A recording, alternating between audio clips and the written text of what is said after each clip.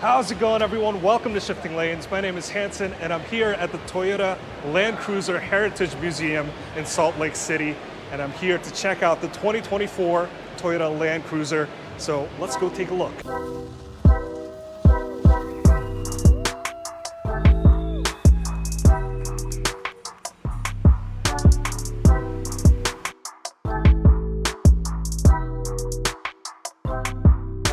The previous Toyota Land Cruiser available to the States was the J200. It shared the same platform as the Lexus LX. It was big and expensive. It started somewhere in the mid $80,000 range.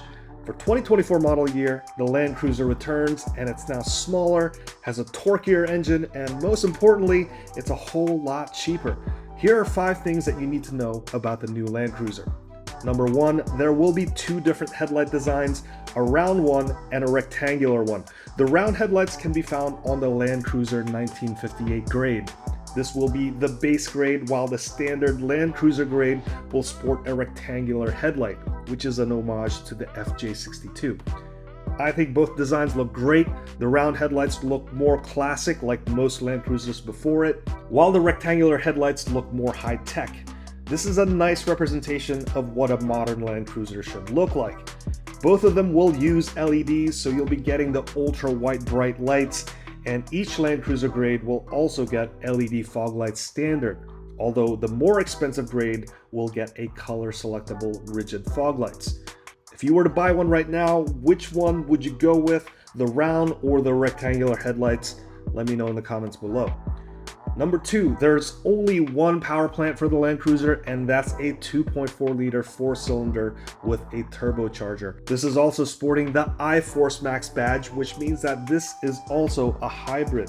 There's a 48 horsepower electric motor mated to the 8-speed automatic transmission and a 1.87 kilowatt hour nickel metal hydride battery to store the energy. Altogether, this is making 326 horsepower and 465 pound-feet of torque. This is less horsepower but more torque than the J200 series Land Cruiser, which has a 5.7 liter V8 engine making 381 horsepower and 401 pound-feet of torque. There's no mileage figures just yet, but this should do a lot better than the thirsty V8 that typically returns about 15 miles per gallon. Number 3, this is going to have impressive off-roading equipment standard. As expected, this will be a full-time 4-wheel drive vehicle built on a ladder frame construction, so there's pretty decent ground clearance at 8.7 inches. There's going to be an electronically controlled 2-speed transfer case, a center locking diff, and a rear locking diff standard. Crawl control and downhill assist control also come standard for this vehicle, as well as front tow and recovery hooks built in. There are some additional options like the rock rails, which you can see here on the Land Cruiser grade, and there's also available full coverage high strength steel skid plates.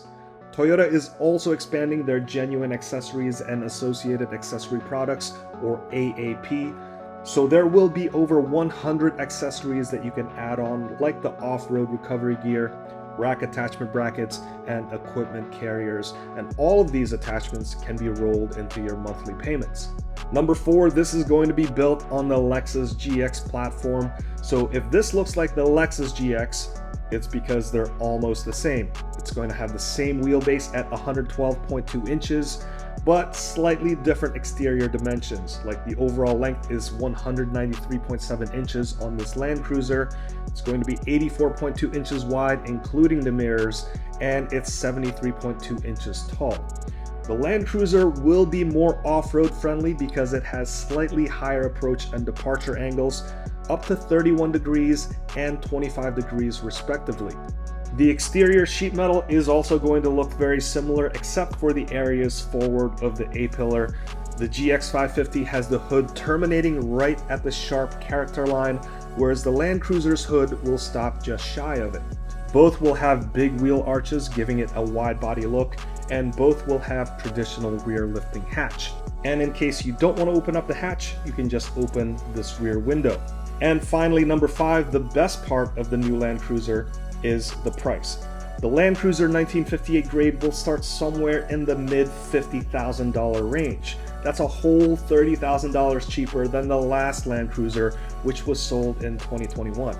That's about 35 to 40% off the sale price of the previous one.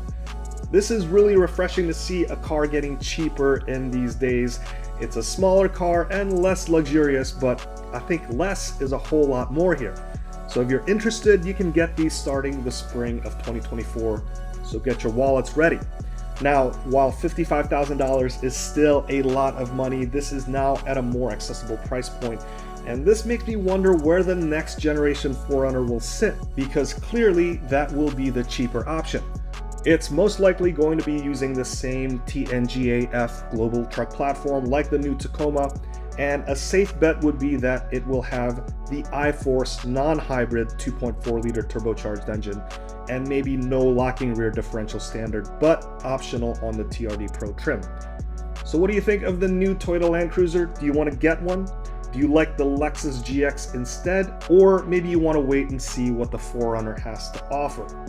Let me know in the comments. If you've learned something from this video, please consider hitting that like, subscribe, and the notification bell so that you can be notified the next time I make a new video. Let's wrap it up right there, and I'll see you in the next one.